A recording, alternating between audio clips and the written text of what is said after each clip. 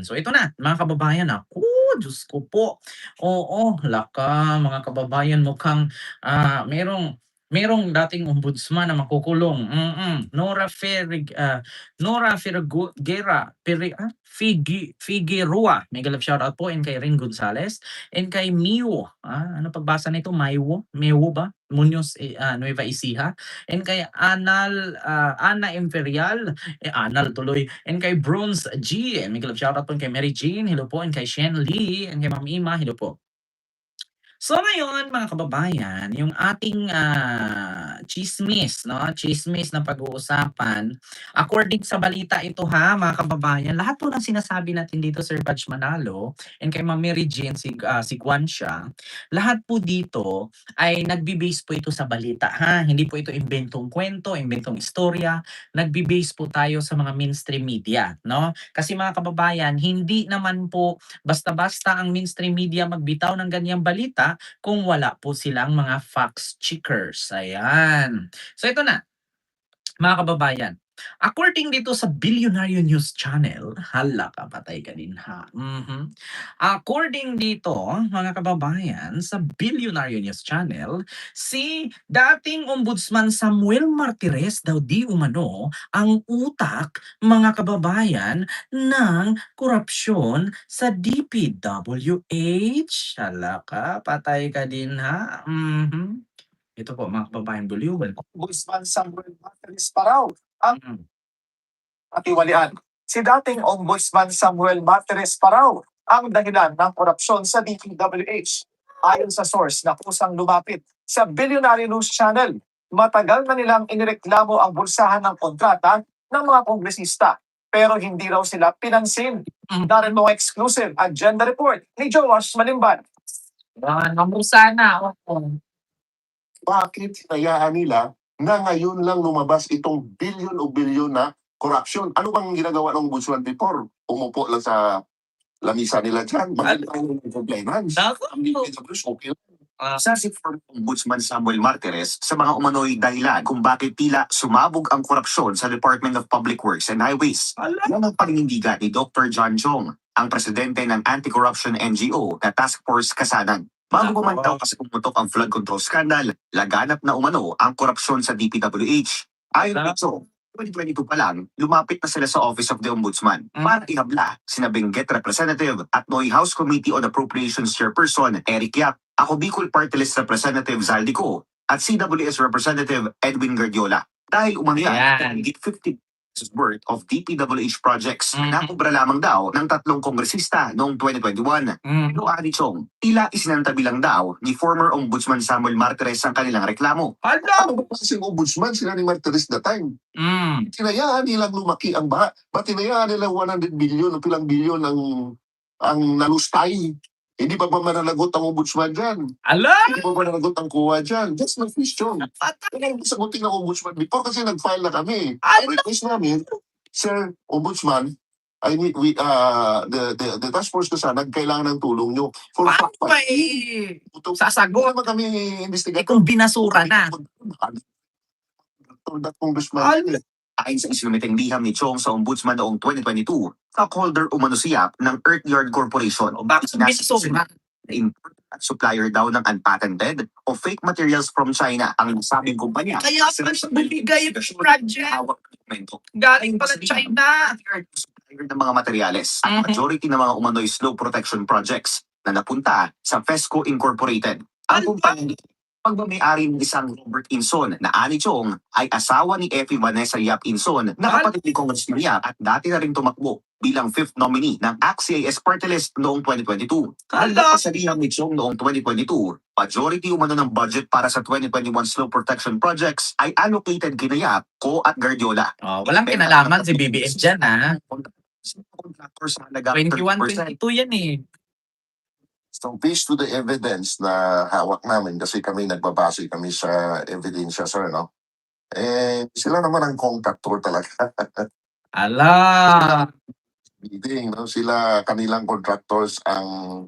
sabihin na natin na... Ayan na. mga contractor po. 2021-22, hindi pa presidente si BBM dyan. talaga ang kumbaga sa ano silang nag-insert yan. Mm. Silang kontraktor, sila din ang supplier. Ayan. Kunin ang panig ng tatlong kongresista pero wala pa silang sagot sa kasalukuyan. Ang humingi ng paglinaw sa impormasyong inilahad ni Chong dahil sa pagsusuri ng BNC. 2022 lamang nagsimulang umupo si Guardiola sa Kamara bilang pinatawan ng CWS party list. Basta sa pag-aakalam ko dyan, 2022, congressman na sa CWS. Idunulog din namin ito kay former Ombudsman Samuel Martires. Aniya, hindi umano siya aware sa reklamong isinomite ni Chong sa kanyang tanggapan noong 2022. Kasalukuyang nasa spotlight ng investigasyon ngayon ang tatlong kongresista. Ngayong araw lang, kinumpirma ni Pangulong Bongbong Marcos na frozen na ang assets niya at ng kapatid nitong si ACT-CIS Representative Ed Viquiap. Kasalukuyang tinutugis ng mga otoridad si Ko at itinuturing na isa sa mga key figure ng DPWH corruption sa Marcos Jr. administration. Kasama naman si Guardiola sa first batch ng mga tinaguriang contractor na pinakakasuhan ng ICI at DPWH sa Office of the Ombudsman dahil umano sa prohibited interest law violations. Kita nyo mga kababayan, narinig ninyo? Hindi daw aware si Samuel Martires sa kaso na ifinail nitong mga kontraktor noong 2022. Hindi pa presidente si PBBM yan. Nako, bakit hindi ka aware? Isa ka nga din siya malamang hindi ka talaga aware kasi ikaw yung isa sa may kinomplain doon Naku, eto na mga kababayan, eto na sasabihin na naman ni Samuel Martires yan. Nag-uulyanin na po ako, hindi ko na maalala. Hindi ako aware, saan ba yan? Hindi ko rin alam kung yung kay Joel Villanueva, ganyan din ang sagot niya. Hindi ko alam kung na-dismiss ko na yung kaso Weh. Ayan na nga mga kababayan, hindi ko alam kung na-dismiss ko na Ayan ito Ginagawa ng ombudsman before. Mm. Kamisa nila dyan, maghintay lang ng compliance. Ayan. Okay lang. Alam. Isa si former Ombudsman Samuel Martires sa mga umano'y dahilan kung bakit tila sumabog ang korupsyon sa Department of Public Works and Highways. Hala! Alo, Diyos ko. Alam niyo ba mga kababayan, na itong si Samuel Martires nung ombudsman pa ito, alam niyo ba magkano ang ano niya, hindi, ang pondo niya sa ombudsman? Pero ni isa walang naipakulong diyan na korap. Ito gusto niyong malaman kung magkano?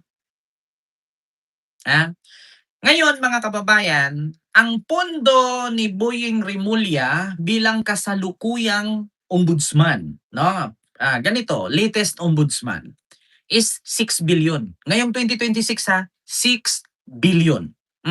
Pero mga kababayan, kung umaksyon naman si Boying, marami talagang binabangga. Pero si Martires, alam niyo kung magkano? 15 billion. 15 billion ang kay Martires. Ang tanong ngayon, may naipakulong ba?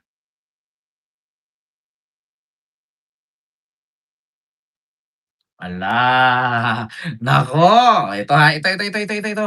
Mga kababayan, gusto yung marinig Ito Samuel down the road, ang 15 billion na bulsa na, walang kurap na ipakulong, somewhere down the road. Ito mga kababayan. Ombudsman, 15 billion billion budget. Hindi million billion. May 15 billion pesos na pinagkatiwala sa inyo, sabi nyo, para sa anti-corruption. Ang isang tanong lang po ng taong bayan, ano yan? Anong ginawa ng ombudsman? So, bakit po, ayun na, lumalabas, ilang taon na po ng mga opisyal ng DPWH, nagkakasino pa rin. Daang milyon ang nilalaro, tinataya, at kinatatalo pa sa kasino, mga sa isa't isa ng mga sasakyan, SUV, 10 million, regalo lang kay boss.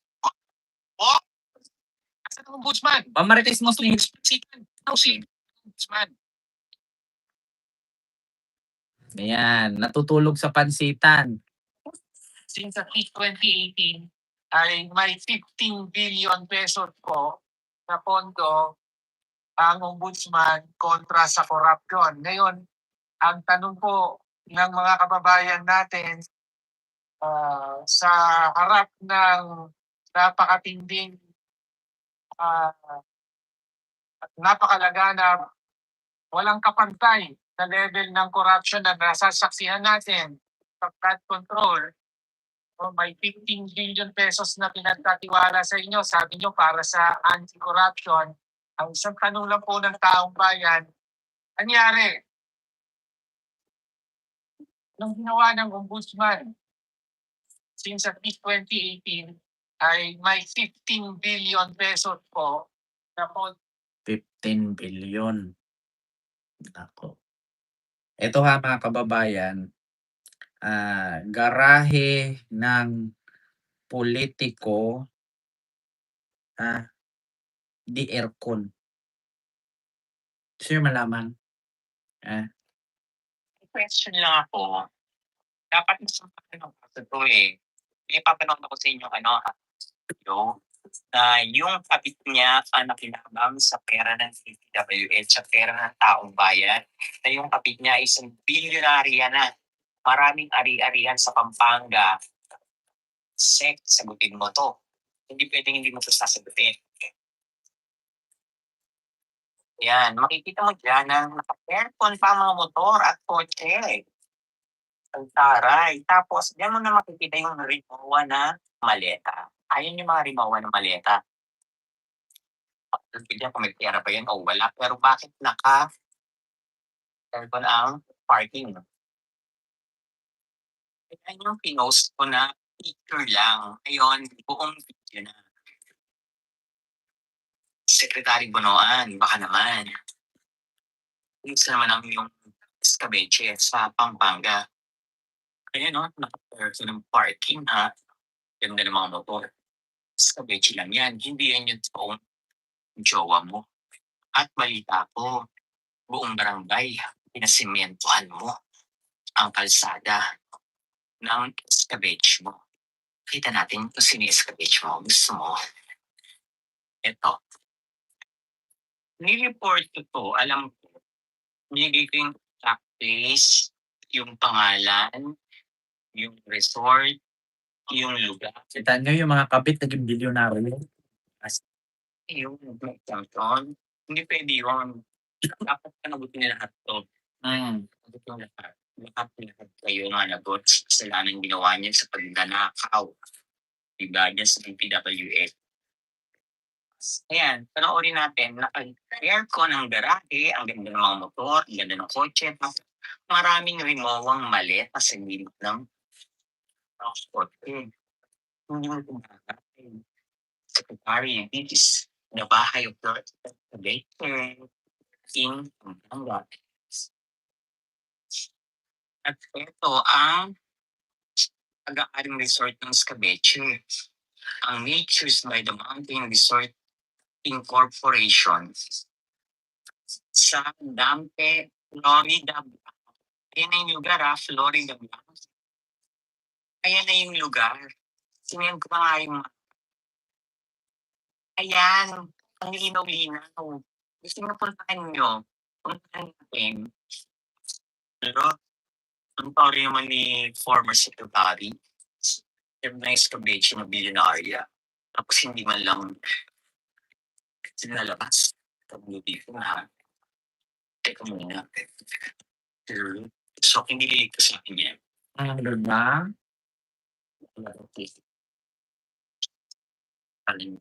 Diba? Kita nyo mga kababayan. Kaya nga sabi ko sa inyo kampihan talaga dyan.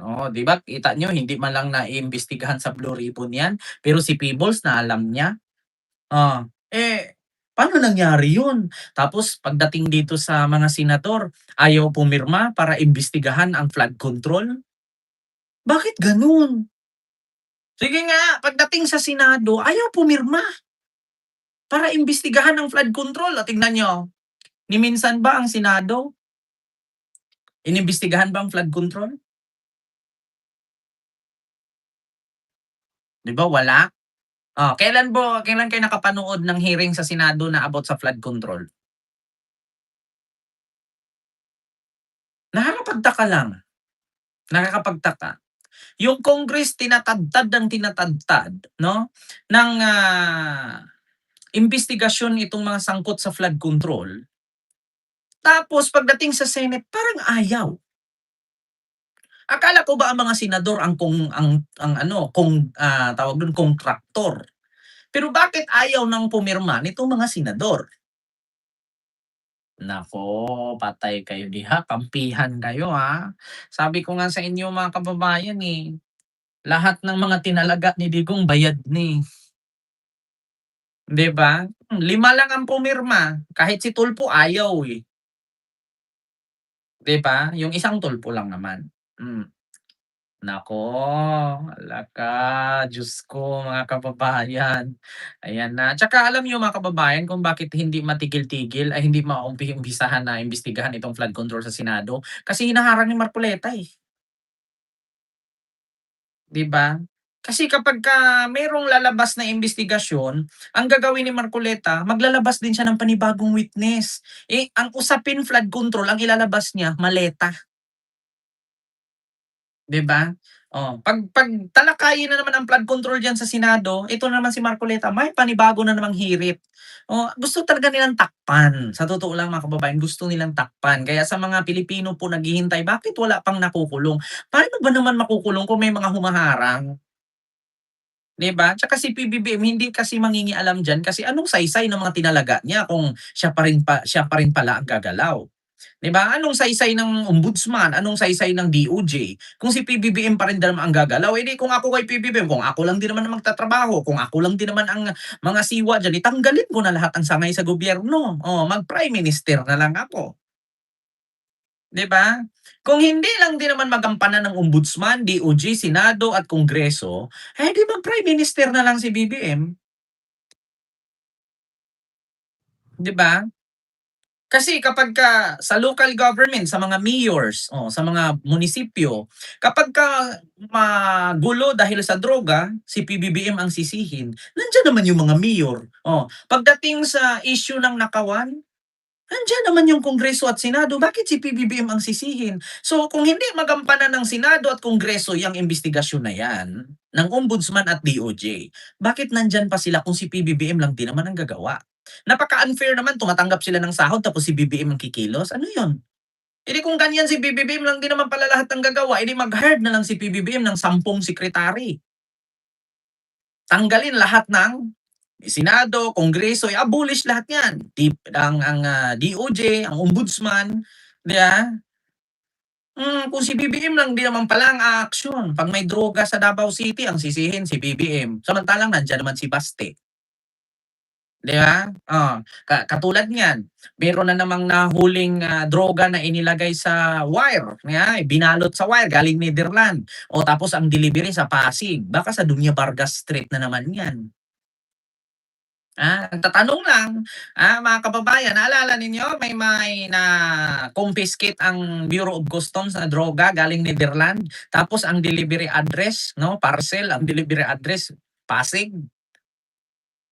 na 30 million, correct me if I'm wrong, 30.1 million o 30.8, 'di ba? Ma'am Maria Fipalisok, opo. Kita niyo yung sa BOC binalita dun sa Clark, Pampanga na nahuli na 30.8 million ba something na droga. Galing Netherland. Tapos i-deliver sa Dunya Vargas. Sino kaya yung nakatira diyan sa Dunya Vargas 'no, may yung hinamon ni Trillanes na magbukas ng BPI account. Kung hindi sa Davao i-deliver, sa Pasig, 'di ba? Dunya Vargas Street, putang-ina talaga. Hindi pa ba kayo nagigising mga DDS? Yung mga dating Duterte supporter, DDS, dating Duterte supporter, ah. Kita niyo galing Netherlands, sino ba yung Pilipinong pabalik-balik ng Netherlands, tapos magpa-deliver ka ng droga, tapos sa Pasig mo ipahatid? Sino bang nalalaman niyo taga Pasig na pumunta ng Netherlands? Tsaka kung ikaw ordinaryong Pilipino namasyal sa Netherlands, mag-order ka ng droga, tapos ipa-deliver mo sa Pasig, maliban na lang kung bilyonaryo ka. Wala yatang padulas, wala yatang padulas. Kaya na-confiscate, walang padula sa customs. Kasi kung may padula sa customs yan, halimbawa 1,000,000 padulas, lusot yun. Walang padulas eh, kaya hindi nakalusot. Grabe yung mga kaanuhan ninyo, Diyos ko. Hoy, kayong mga DDS, magising na kayo ha. Droga galing Netherland, i-deliver sa Pasig. Putya. Tanga na lang ang hindi makagagets niyan. Tanga na lang talaga. Tanga-tanga ang hindi makaintindi. Kung ikaw ordinaryo kang Pilipino taga Pasig ka, kung hindi ka businessman, hindi ka business tycoon. Pag ibig sabihin natin business tycoon, bilyonaryo ka. Pupunta ka ng Netherlands, tapos mag-order ka ng droga, tapos ipa-deliver mo sa Pasig. Di ba? Sino pa yung pabalik-balik sa Netherlands? Hindi na sa Davao, bakit? Na mahuhuli sa Davao sa Pasig. Dunya Vargas Street.